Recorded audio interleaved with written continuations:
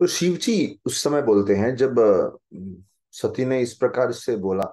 शिव जी ने बोला कि देखो मैं तो सम्मान करता हूँ दक्ष जी का। सभी सती साइलेंट थी, बिल्कुल कुछ बोल नहीं पाई। तो शिव जी फाइनली बोले, ठीक है एक काम करिए, आप अपने पिताजी के यहाँ यज्ञ के लिए जाइए।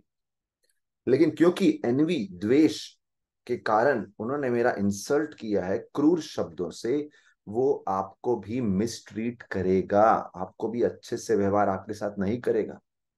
लेकिन अगर आप मेरे शब्दों को निग्लेक्ट करेंगी और जाएंगी, आपका भविष्य अच्छा नहीं होने वाला है, ये मुझे मालूम है।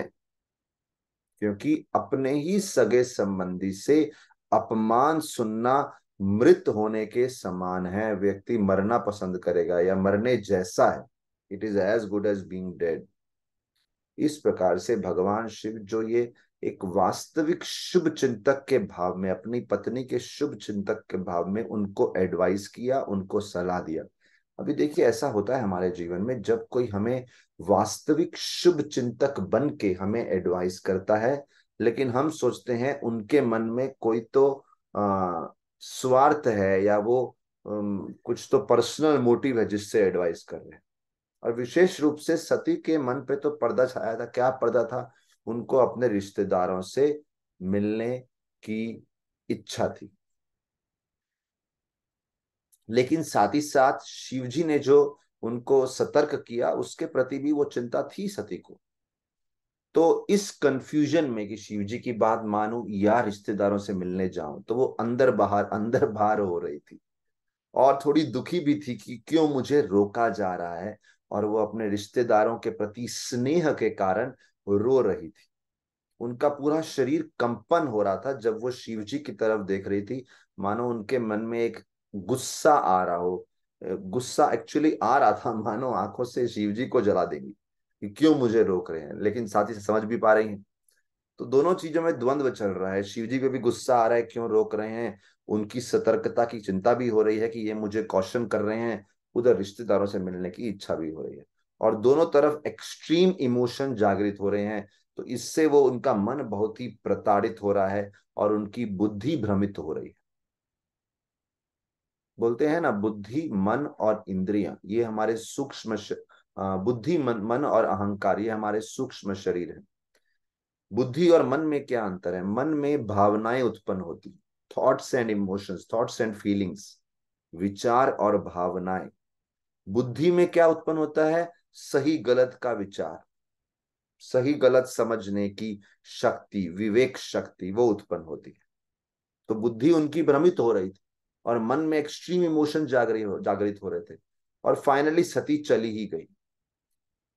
सती भगवान शिव को छोड़ के चली जाती है अपने पिता से मिलने, अपने पिता के यज्ञ में अपने रिश्तेदारों से मिलने। और इस कारण से बाद में सती का दक्ष खूब अपमान होता है, जैसा भगवान शिव ने बोला था। और फाइनली वो अपना शरीर उनको छोड़ना ही पड़ता है। अपनी स्वेच्छा से वो अपने शरीर का त्याग करती हैं, क्योंकि इस शरीर के माध्यम से उन्होंने शिव जी का अपमान सुना। देखते हैं वो कैसे होता है। क्योंकि हम देखते हैं सती जो थी दक्ष के यज्ञ में चली गई, उन्होंने शिव जी की बात नहीं मानी। और तब शिव जी ने भी उनको आगे रोकने का कोशिश नहीं किया। ये भी इंपॉर्टेंट है। अगर आप किसी को एडवाइस देते हो, वो आपकी नहीं मानता, एक स्तर के बाद आप छोड़ देते हैं, ठीक है उनको अनुभव करने दो, let them experience, undergo the experience. और शिव जी यही नहीं कि उनको समझने दो, बट शिव जी ये भी समझ पा रहे थे कि सती के मन में क्या भावनाएं उत्पन्न हो रही हैं उनके रिश्तेदारों के प्रति। इसे बोलते हैं एम्पैथी या समानुभूति, उनकी भावनाओं को समझना। किस कैसे सती जो थी, पूरा उनके ओवरवेल्म्ड, पूरा उनका मन पूरी तरह से उसके भावनाओं के आवेश में आ गया था। लेकिन अब करें क्या शिव जी? क्या बिल्कुल सती को छोड़ देंगे? उन्होंने सोचा सती की रक्षा करने का प्रयास तो करना चाहिए। तो तब उन्होंने अपने सेवक नंदी को बोला कि कृपया आप जाइए। नंदी, मणिमान और दूसरे सेवक थे, बोले आप जाइए और सती की सुरक्षा का जरा ध्यान रखिए, हो सके तो विशेष रूप से सती को सुरक्षा से दक्ष के यज्ञ तक लेके जाइए।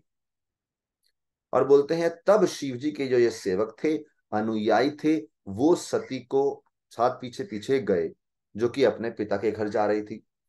इनफैक्ट बोलते हैं सती नंदी के ऊपर ही विराजमान, क्योंकि नंदी शिव जी के वाहन थे। और यही नहीं, सती के जो एक विशेष पक्षी था सारिका, जो उनका पेट पक्षी था, वो साथ में लेके गई। एक कमल का फूल, एक गेंद था, एक आईना था, उनका सब श्रृंगार का सामान। और बोलते हैं एक पंखा, एक छतरी, व्हाइट कलर का अम्ब्रेला और एक फूलों की माला। और साथ ही साथ एक झुंड, एक पार्टी साथ में गई, सिंगिंग पार्टी, एक गायकों का झुंड भी साथ में गया, समूह। और पूरा का पूरा जो प्रोसेशन था सती का, वो बहुत ही एक राजाओं के जलसे जैसा दिख रहा था, एक रॉयल परेड। तब सती दक्ष के यज्ञ क्षेत्र में पहुंचती हैं। और यज्ञ क्षेत्र का भी बहुत सुंदर वर्णन बताया गया है कि वहां पे अनेक प्रकार के वैदिक मंत्रों का उच्चारण हो रहा था। बड़े बड़े ऋषि आए हुए थे, देवता आए हुए थे। लेकिन इतना सब होते हुए भी कोई भी सती को सत्कार करने, स्वागत करने नहीं आया। दक्ष से सब डरते थे। केवल उनकी माता, उनकी बहनें और उनकी कुछ रिश्तेदार महिलाएं, कुछ उनकी मदर्स, उनकी सिस्टर्स, ये सब आई और उन्होंने बड़े स्नेह पूर्वक उनको आलिंगन किया। और बड़ी खुश थी वो सब महिलाएं भी, सती आई हैं, उन्होंने उनको एक बैठने का स्थान दिया, बहुत सारे उपहार दिए। लेकिन उन्होंने कुछ भी स्वीकार नहीं किया। इनफैक्ट जब उन महिलाओं ने प्रेम से सती का स्वागत किया, सती ने बदले में कुछ शब्दों से कुछ रेसिप्रोकेट भी नहीं किया। क्यों? सती को लग रहा था मेरे पिताजी क्यों नहीं आए स्वागत करने के लिए। अभी आप याद करिए, दक्ष को सबसे ज्यादा प्रेम सती से था एक समय पे, ऐसा बताया गया है, सबसे फेवरेट डॉटर। वो लेने नहीं आए। क्यों? क्योंकि उनको सती के पति से नफरत थी। और अब वो समझ, सती ने जब अपने आंखों से ये सब देखा, अनुभव किया, वो समझ गई क्यों शिवजी मुझे रोक रहे थे। और फिर मन में सोचने लगी कि क्यों मैंने शिवजी की बात नहीं मानी। तो देखिए, जब हम अज्ञानता के प्रभाव में होते हैं, हमें वास्तविकता का अनुभव नहीं होता, हम दूसरों के एडवाइस को इग्नोर कर देते हैं। लेकिन बाद में हमें समझता है कि हमारा डिसीजन एक गलत डिसीजन था, हमारा डिसीजन फॉल्टी डिसीजन था। और फिर सती ने देखा ये तो मुझे स्वीकार करने, मुझे स्वागत करने नहीं आया, कि मेरे पति से नफरत करते हैं। और साथ ही साथ यज्ञ में शिवजी के लिए कोई स्थान ही नहीं है, शिवजी के लिए कोई आहुति अर्पण नहीं हो रही, शिवजी के लिए there were no oblations being offered Shivji के नाम पे। अभी देखिए, सती ने शिवजी की बात नहीं मानी, इसका यह मतलब नहीं कि सती का शिवजी के प्रति सम्मान नहीं था, बहुत सम्मान, बहुत प्रेम था। तो जबकि उस समय उनकी इच्छा अपने रिश्तेदारों के प्रति बहुत प्रगाढ़ हो रही थी, लेकिन पति के प्रति बहुत बहुत प्रेम था, बहुत सम्मान था। और इसीलिए जब दक्ष ने देखा कि दक्ष इस प्रकार का अपराध कर रहे हैं शिव जी के प्रति, यज्ञ में उनके नाम की आहुति नहीं है, सती के स्वागत में नहीं आए, सती से ये सहन नहीं हुआ, वो बहुत गुस्सा हो गई। और तब दक्ष की तरफ देखने लगी मानो दक्ष को जला देंगी और दक्ष को भस्म कर देंगी, इतना गुस्सा। तब भगवान, जब सती के आंखों में इतना गुस्सा देखा, भगवान शिव के अनुयायी तैयार हो गए दक्ष को मारने के लिए। लेकिन उन्होंने, सती ने रोक दिया। और पहले वो कुछ कहना चाहती थी, वो बोलने लगी दक्ष से, बहुत दुखी भाव से बोल रही थी, बड़े ही दुखी भाव में दक्ष की निंदा करती हैं, बोलती हैं, बोले एक आप ही हैं जो भगवान शिव से नफरत करेंगे। भगवान शिव से कौन नफरत कर सकता है? पूरे ब्रह्मांड में भगवान शिव से कोई दुश्मनी नहीं रखता, इतना प्रेम करते हैं लोग भगवान शिव से। बोले वो सबको बहुत प्रिय हैं। जबकि फिर दक्ष को बोलती हैं, बोले आप बोलते हैं शिव अशुभ है। अरे, उनका तो नाम ही शुभ है। ब्रह्मा जी समेत सभी देवता भगवान शिव को अत्यंत शुभ मानते हैं। बल्कि फिर अगली बात बोलती है, देखिए शिव के बारे में बहुत सारी बातें बोलती हैं। पहले बोलती हैं कि आपके अलावा कौन शिव जी से नफरत करता है। दूसरा बोलती है शिव जी से कोई दुश्मनी लेता ही नहीं है, पूरे ब्रह्मांड में कोई उनसे दुश्मनी रखना पसंद नहीं करेगा, इतना प्रेम करते हैं। तीसरा बोलते हैं सबसे सबको प्रिय हैं। फिर बोलते हैं ब्रह्मा जैसे देवता भी उनको शुभ बोलते हैं और आप अशुभ बोलते हैं। और फिर शिव जी के बारे में बताने लगती है, बोले शिव जी एक ऐसे साधु हैं अगर किसी में कोई गुण नहीं है, कोई छोटा सा भी गुण, कोई दोषों का सागर है, उसमें से कोई छोटा सा गुण, उसको भी वो मैग्नीफाई कर देते हैं, उसको भी बढ़ा चढ़ा के उसका वर्णन करते हैं। मतलब शिव जी किसी में गलती देखते ही नहीं। और दूसरा, तुम ऑपोजिट है, तुम इतना प्राउड है, इतना घमंडी है, जहां पे गलती नहीं है उसमें भी गलती निकालते हैं। शिव जी में कोई गलती नहीं है लेकिन आप गलती निकालते हैं। और क्योंकि आपके अंदर ये अपराध बुद्धि है, आप जल्द ही, ये अपराध बुद्धि आपको नष्ट कर देगी।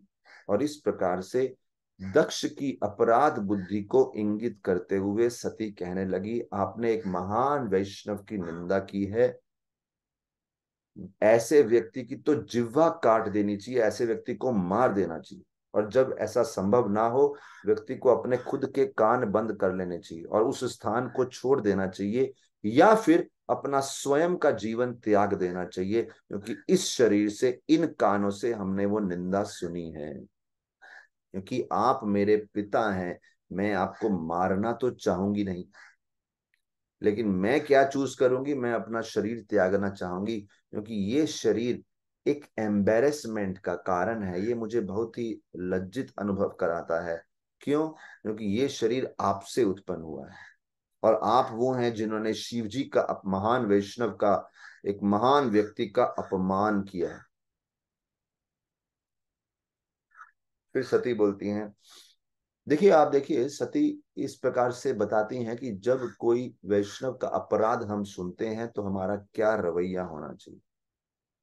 और इससे हमें यह भी सीखना चाहिए कि अगर आप किसी दूसरे वैष्णव को समझ नहीं पा रहे, आप अपना कर्तव्य पे ध्यान दीजिए, उनकी निंदा करने के बारे में बातचीत मत कीजिए। Better to follow one own duties, unnecessary criticism क्या फायदा।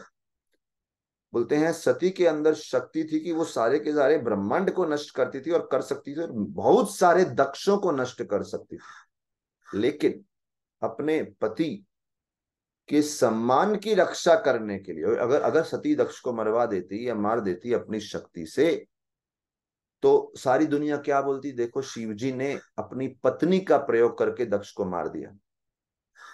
तो इसलिए सती शिवजी पे ऐसा दाग लगना नहीं चाहती थी, इसलिए शिवजी ने, सती ने सोचा मैं अपना ही शरीर नष्ट करती हूँ।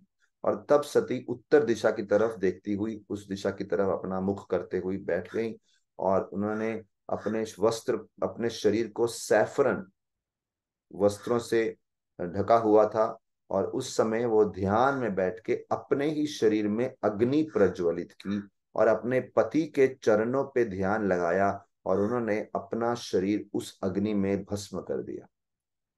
इस प्रकार से सती, जिन्होंने अपनी स्वेच्छा से अपना शरीर भस्म किया, बोलते हैं पूरे के पूरे ब्रह्मांड में लोग देख रहे थे और वो कहने लगे, दक्ष इतना अपमान किए अपनी सम्माननीय पुत्री के प्रति, उनकी पुत्री इतनी सम्मान योग्य है, उनका अपमान किए कि सती को अपना शरीर त्यागना पड़ा। दक्ष कितने कठोर हृदय वाले, दक्ष ब्राह्मण होने के लायक नहीं, दक्ष के अंदर एनवी है, नफरत है भगवान शिव के प्रति, इतनी नफरत कि उन्होंने रोका भी नहीं अपनी पुत्री को आत्महत्या करने से। तो इस प्रकार से लोग निंदा करने लगे दक्ष की। तो हम देखते हैं कोई अहंकारी व्यक्ति है, वो अपने परिवार के प्रति भी अपने प्रेम को छोड़ देगा जब उसके मन में किसी के प्रति नफरत हो जाएगी। जैसे कंस को देख लो, कंस देवकी से इतना प्रेम करता था, लेकिन जब मालूम चला देवकी का 8वां पुत्र उसकी मृत्यु का कारण बनेगा, वो देवकी को मारने को आतुर हो गया। तो लोग जैसे जब दक्ष की निंदा कर रहे थे, तभी भगवान शिव के जो अनुयायी वहां पे आए थे, उन्होंने तैयारी की दक्ष को मारने की। और जब वो जल्दी से दक्ष की तरफ मारने के लिए बढ़ रहे थे, भृगु ऋषि ने अग्नि में कुछ आहुति डाली और वेद से ऐसे मंत्रों का जाप किया कि उन अनुयायियों को मार देंगे। इससे क्या हुआ, शिवजी के अनुयायियों को हानि हो ये पहुंचाने के लिए जब भृगु ऋषि ने आहुति डाली, तो बोले बहुत सारे हजारों हजारों शक्तिशाली व्यक्तियों का समूह, उस समूह, उन कैटेगरी के लोगों को बोलते हैं रिभुज। वो रिभु लोग अपीयर प्रकट हो गए और वो शिवजी के अनुयायियों के पीछे भागने लगे और उनको कई दिशाओं में पकड़ने का प्रयास करने लगे। नारद मुनि ने वहां जाके भगवान शिव को सारे के सारी जो दक्ष के यज्ञ में क्या हुआ, सती की मृत्यु हुई, ये सब जाके बताया। शिव जी बहुत क्रोधित हो गए। पहले तो जब दक्ष ने शिव जी का अपमान किया था, शिव जी ने सहन किया था। जब शिव जी की पत्नी के प्रति अपमान हुआ, वो सहन नहीं कर पाए। तो इसलिए बताते हैं कि व्यक्ति अपने प्रति अपराध सहन कर ले कुछ समय के लिए, लेकिन जब बार बार कोई प्रताड़ित करने वाला व्यक्ति ऐसा करे, तो व्यक्ति को उचित कुछ ना कुछ एक्शन लेना चाहिए।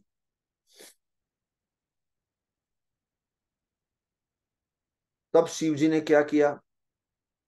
शिव जी ने अपने केश में से एक केश निकाला, एक बाल निकाला, और उसको जोर से पृथ्वी पे गुस्से में पटका, और उस केश से एक बहुत ही भयावह फियरसम, एक काला सा राक्षस असुरी शक्ति उत्पन्न हुई, जिसका नाम था वीरभद्र। और वीरभद्र का रूप बताया है, बोले वो आकाश जितना ऊंचा था, और 3 सूरज मिल जाए उतना तेज था उसका। वीरभद्र के केश अग्नि के समान प्रज्वलित हो रहे थे, दांत बड़े भयानक थे, और उन्होंने बहुत सारी खोपड़ियों का हार पहन के रखा था, और हजारों हजारों हाथों में अनेक प्रकार के अस्त्र पकड़े थे। वीरभद्र ने भगवान शिव से हाथ जोड़ के पूछा, मैं क्या करूं? शिव जी ने आदेश दिया, दक्ष को मार दो, दक्ष के सारे सैनिकों को मार दो। तब वीरभद्र भगवान शिव की प्रदक्षिणा किए और दक्ष के यज्ञ क्षेत्र की तरफ प्रस्थान किया। वीरभद्र के हाथ में एक बहुत ही भयानक त्रिशूल था, और साथ ही साथ शिव जी के बहुत सारे अनुयायी भी वीरभद्र के साथ गए। गरजते हुए, एक जोर से गर्जना करते हुए, जैसे बादलों की गर्जना होती है, जब वो भाग रहे थे, सब जगह मिट्टी ही मिट्टी उड़ रही थी, एक पूरा तूफान सा उड़ रहा था, उसकी वजह से अंधकार हो गया। तो आवाज भी है, अंधकार भी है, और सभी लोग दक्ष के यज्ञ में सोचने लगे कि ये मिट्टी कहाँ से आ रही है।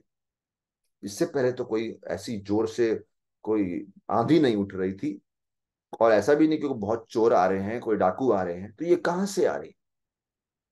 और वहां पे अन्य महिलाएं, जैसे प्रसूति इत्यादि जो महिलाएं थी, वो सोच कहने लगी, ये जरूर दक्ष के पापों का नतीजा है। उन्होंने हमारी सती का, जो मासूम सती है, उनका अपमान किया, उनकी मृत्यु का कारण बने। उन्होंने भगवान शिव के सम्मान की अवहेलना करी। अ, ये सब करने के बाद कैसे कोई अपने जीवन में शुभ की अपेक्षा कर सकता है? शिव जी को क्रोध दिलाया उसने। अरे शिव जी तो केवल अपने आईब्रोस की मूवमेंट से पूरे के पूरे ब्रह्मांड को, सारे के सारे प्लैनेट्स को, ग्रहों को तितर बितर कर देते हैं।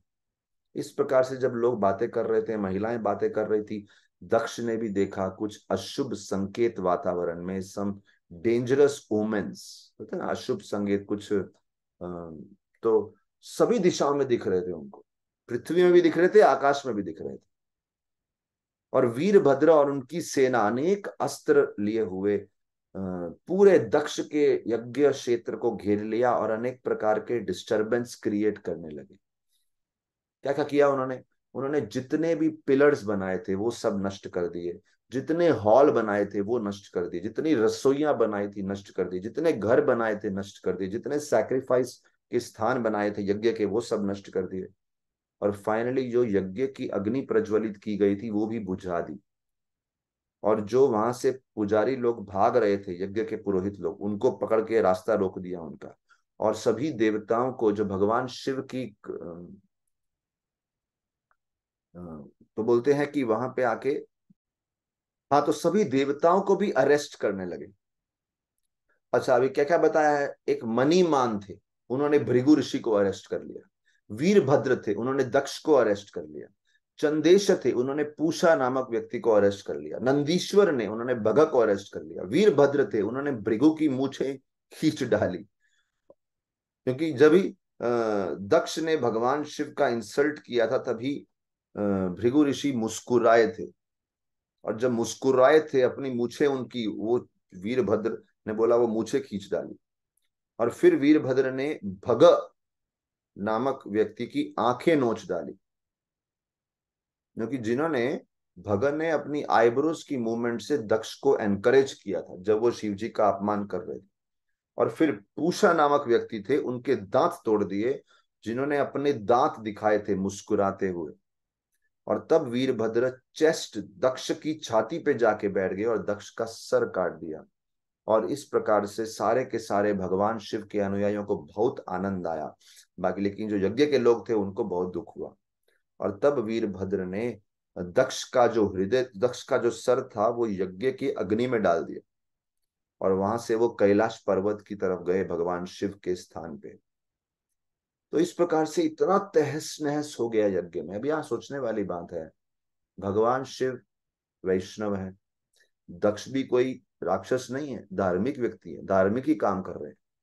तो धर्म में लगे हुए लोगों के बीच में भी जो अनुयायी होते हैं, कभी कभी ऐसा युद्ध हो जाता है। ये स्वभाव है अहंकार का। इसलिए बोलते हैं हमारे मन के अंदर अहंकार और प्रेम में अक्सर कंपटीशन चलता है। तो हमारी मानसिकता कितनी विकसित है, कितना हमारा मेंटेलिटी डेवलप्ड है, उस पे डिपेंड करता है कि कभी ईगो जीतेगा या लव जीतेगा। आप अपने जीवन में कुछ उदाहरण सोच सकते हैं, कब आपके मन में ईगो और लव के बीच में कॉन्फ्लिक्ट चला। और दूसरी चीज हम देखते हैं इसमें, एनवी जो है, द्वेष, एक बहुत बड़ा दोष है इस जगत में जिससे बद जीव पीड़ित रहता है। एनवियस व्यक्ति का स्वभाव क्या रहता है, वो दूसरे को अपने से ज्यादा सक्सेसफुल नहीं देख सकता और किसी ना किसी निंदा के माध्यम से उसको नीचे गिराने की कोशिश करता है, शब्दों से निंदा करके या फिर फिजिकली अटैक करके। तो ये एक चीज होती है। तो पहला है दूसरे को सक्सेसफुल नहीं देख सकता, दूसरा शब्दों से या फिजिकली हार्म करने की कोशिश करता है, तीसरा द्वेष जो है व्यक्ति को हार्ड हार्टेड बना देता है और इनसेंसिटिव बना देता है। बोलते हैं एनवी को एक बूमरैंग से तुलना की गई है। अगर आप में से किसी को मालूम है, बूमरैंग एक ऐसा अस्त्र होता है जब वो फेंकते हैं फिर वो वापस आता है आपके हाथ में। तो एनवी एक ऐसा बूमरैंग है, आप किसी को हानि करने की कोशिश करो, वो हानि आपके पास ही आएगी और आपको ही हानि करेगी। इसलिए दूसरे से एनवी रखना, द्वेष रखना, दूसरे की सफलता और महानता से, उसके बजाय सज्जन लोग जब किसी को अपने से अच्छा और महान देखते हैं उसका एप्रिसिएट करते हैं, उसकी तारीफ करते हैं और उनसे प्रेरणा लेते हैं। एप्रिसिएशन एंड इंस्पिरेशन, उनको डैमेज नहीं करते बल्कि एप्रिसिएशन और इंस्पिरेशन लेते हैं। और कृष्ण के भक्तों को चाहिए कि ये क्वालिटी सीखें, नॉन एनवियसनेस, और समाज के वास्तविक शुभ चिंतक बने, इनफैक्ट दूसरों को सफलता प्राप्त करने में सहायता करें। तो इस प्रकार से हम देखते हैं ये पूरा का पूरा यज्ञ क्षेत्र तहस नहस हो गया। और उसके बाद बोलते हैं जब वीरभद्र ने दक्ष का पूरा यज्ञ क्षेत्र समाप्त कर दिया, सारे के सारे देवता जिनको हानि हुई थी, सारे के सारे पुरोहित जिनको हानि हुई थी, सारे के सारे अतिथि आए थे, वो सब मिलके ब्रह्मा जी के पास गए और उन्होंने ब्रह्मा जी को बताया क्या हुआ। और उन्होंने ब्रह्मा जी से बोला कृपया सहायता कीजिए। ब्रह्मा जी उस समय कहने लगे, देखिए इतने बड़े महान हस्ती भगवान शिव की को हानि करके कैसे आप अपने जीवन में सुख की अपेक्षा कर सकते हैं? How can you expect happiness after offending a great personality like Shiva? और स्पेशली इस समय तो शिव जी बहुत क्रोधित हैं क्योंकि उनकी पत्नी को हानि हुई। और शिव जी ने वैसे शिव जी, एक तो उनकी पत्नी को हानि हुई, सबसे बड़ी बात यह है, और वैसे भी दक्ष ने कितने कठोर शब्द बोले हैं शिव जी के प्रति। तो कृपया आप ऐसा करिए, ब्रह्मा जी सुझाव देते हैं आप शिव जी के चरणों में जाके समर्पित कीजिए और उनसे भीख मांगिए, क्षमा याचना कीजिए। और ये बात भी ध्यान में रखिए, शिव जी आशुतोष हैं, जल्दी से प्रसन्न हो जाते हैं।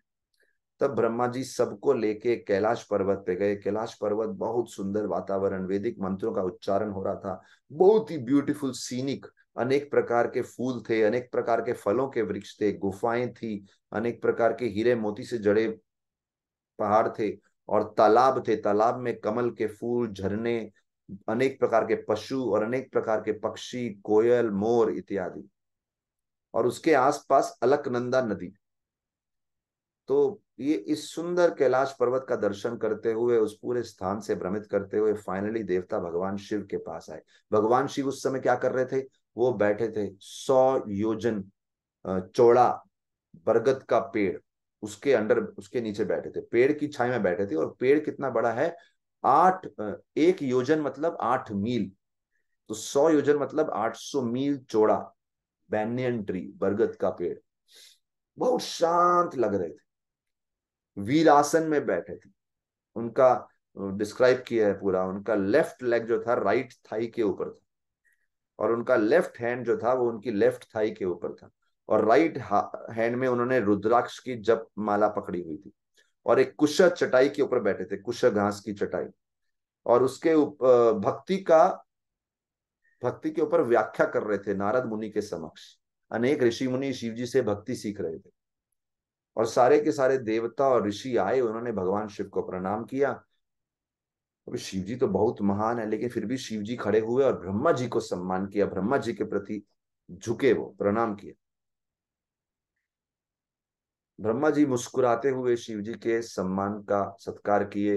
ब्रह्मा जी भी मन में डरे थे कि शिव जी को गुस्सा तो बहुत है, कैसे इस बात को शुरू करें, लेकिन ब्रह्मा जी मुस्कुरा रहे थे और अपने डर को छुपा रहे थे, क्योंकि ब्रह्मा जी सोच रहे थे कहीं शिव जी अभी तक क्रोधित हुए तो। ब्रह्मा जी शिव जी से बोलते हैं, कृपया ये जो दक्ष है ना, पापी दक्ष है, इसको माफ करो। फिर भगवान ब्रह्मा जी बोलते हैं कि आपके जैसे भगवान विष्णु के महान भक्त दूसरों के प्रति क्रोध नहीं रखते, आप तो बहुत महान हैं, कृपया इन पापी लोगों को मारो मत, क्योंकि उनको तो वैसे ही उनके भाग्य ने मारा है, क्योंकि उनकी छोटी बुद्धि, उनका द्वेष, उनकी कठोर वाणी, तो वाणी है, मन में द्वेष है, उनकी छोटी बुद्धि है, ये सब कारणों से वो पहले से ही मरे हुए हैं। आप क्यों मारते हो? आप क्यों अपने बोलते हैं ना सिंपल भाषा में, हाथ क्यों मैले करते हो अपने? और वैसे तो आप जैसे लोग ऐसे अपराधियों के प्रति बहुत कृपा करुणा रखते हैं, कृपया उन पे कृपा कीजिए, कृपया दक्ष को वापस से जीवन दान दीजिए, भग उसकी आंखें चली गई हैं, उनको आंखें दीजिए, भृगु को उसकी मूछें दीजिए, पुष्य को उसके दांत दीजिए, और जितने भी देवताओं को शरीर हानि हुई है उन सबको वापस से ठीक कीजिए। और आप यज्ञ में जो आपका भी भाग है वो भी स्वीकार कीजिए, क्योंकि दक्ष हम जानते हैं शिव जी के लिए कोई भाग रखा नहीं था, कोई आहुति नहीं डल रही थी शिव जी के नाम की। बोले आप भी यज्ञ में भाग स्वीकार कीजिए, और आपकी कृपा से ही यज्ञ पूर्ण होगा। इस प्रकार से ब्रह्मा जी ने जब रिक्वेस्ट किया, शिव जी मुस्कुराते हुए बोले, बोले ये देवता जो अपराध किए हैं ना, मैं उनको इतना बुरा नहीं मानता, वो तो उनकी बचकानी हरकत है, छोटी बुद्धि को दर्शाते हैं। मैंने तो सिर्फ उनको दंड क्यों दिया, ताकि वो सुधर जाए, कोई मेरे क्रोध या अहंकार से नहीं किया, उनको सुधारने के लिए दिया। तब शिव जी ने ब्रह्मा जी की सारी इच्छा पूर्ण करी। ब्रह्मा जी ने बोला ठीक है, दक्ष पुनर्जीवित हो, उनको एक बकरी का सर लगाइए। क्यों? क्योंकि उनकी बुद्धि, उनके शब्द बकरी जैसे। फिर भग भग को मित्र की आंखें दीजिए। पुष पुष को चबाने की शक्ति कहां से आएगी? उनके शिष्यों के दांतों से।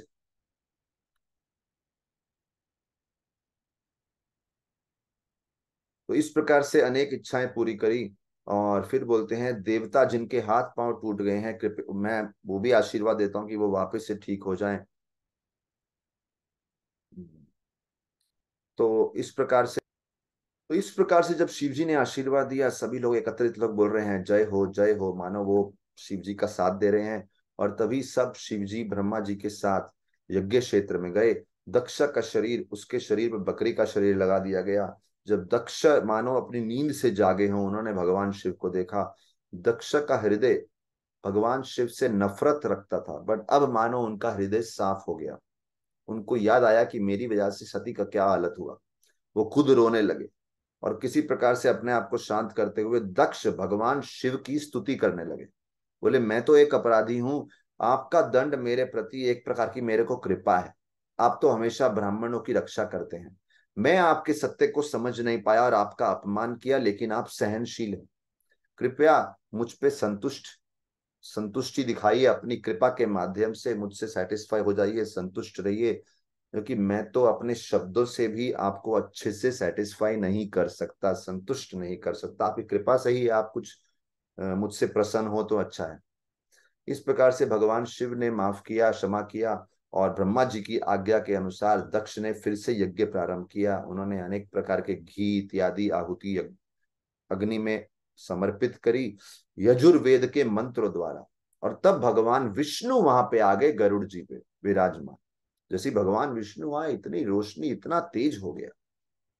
श्याम वर्ण था, पीतांबर वस्त्र धारण किए थे, एक मुकुट था जो सूर्य के समान तेजस्वी था। उनके अष्टभुजा रूप में आए इस बार। उनके 8 हाथों में चक्र था, गदा था, कमल का फूल था, और बोलते हैं शंख था। ये तो 4 हो गए, और उसके अलावा एक में धनुष, एक में बाण, और एक में पूरा कवच शील्ड, और एक में तलवार। उनका शरीर मानो एक नील कमल के समान लग रहा था। उनका चेहरा बहुत सुंदर, उनका मुख सुसज्जित था, किससे? एक सुंदर मुस्कान से, और उनकी दृष्टि से बहुत सुंदर उनका मुखड़ा। और बोलते हैं देवताओं ने तभी भगवान विष्णु की बहुत स्तुति करी। उन्होंने अपने, एक कैनोपी भी थी उनके साथ, उनके शीश के ऊपर, उनके सर के ऊपर एक चंद्रमा के समान व्हाइट कैनोपी, एक छतरा सा था। और देवता लोग सुंदर स्तुति करने लगे भगवान विष्णु की, अपने अपनी क्षमता के अनुसार। तब भगवान विष्णु दक्ष से बोलते हैं, अगर एक भक्त मेरी उपासना करता है, क्योंकि हम जानते हैं यज्ञ मतलब विष्णु की उपासना, तो बोलते हैं अगर एक भक्त मेरी उपासना करता है लेकिन शिव जी और ब्रह्मा जी को अपमान करता है, मैं उससे प्रसन्न नहीं होता, इसलिए कृपया ऐसा अपराध दोबारा मत करना। तब दक्ष भगवान विष्णु की उपासना करने लगे, और भगवान शिव और भगवान ब्रह्मा और बाकी सब देवता, तभी पूरा यज्ञ संपन्न हुआ। तो इस प्रकार से दक्ष ने सबका सम्मान किया, विष्णु जी का, शिव जी का, ब्रह्मा जी का, देवताओं का, और फिर यज्ञ संपन्न हुआ। और तभी जितने भी लोग थे उन्होंने दक्ष को आशीर्वाद दिया और सब चले गए वहां से। सती, जिनका शरीर अंत हो गया था, उन्होंने बाद में पार्वती के रूप में जन्म लिया। कहाँ पे? हिमालय की पत्नी मेनका के गर्भ से।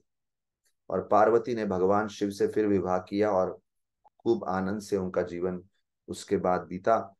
तो यहाँ पे हम बहुत सारी शिक्षा इस लीला के माध्यम से देख सकते हैं। लेकिन प्रमुख क्या है? वैष्णव का अपराध, भक्तों के प्रति अपराध नहीं होना चाहिए। व्यक्ति को अपनी वाणी को संयम में रखना चाहिए, मन को संयम में रखना चाहिए, अपने शरीर को संयम में रखना चाहिए। इसलिए बोलते हैं अगर कोई भगवान विष्णु का सम्मान करे लेकिन शिव जी का अपराध करे, शिव जी का अपमान करे, विष्णु उससे संतुष्ट नहीं होते। और शिव जी ब्रह्मा छोड़ो, एक साधारण प्राणी के प्रति भी अपमान नहीं करना चाहिए। हर प्राणी जो है भगवान की संतान है, आध्यात्मिक स्वभाव है, स्पिरिचुअल इन नेचर है। हर कोई एक स्पिरिट है, एक लिविंग एंटिटी है, चाहे वो इस शरीर में बंधा हुआ है। इस प्रकार से सबको भगवान के साथ रिश्ते में देखना चाहिए, और हर प्राणी का सम्मान करना चाहिए उनके उनके स्थान के हिसाब से।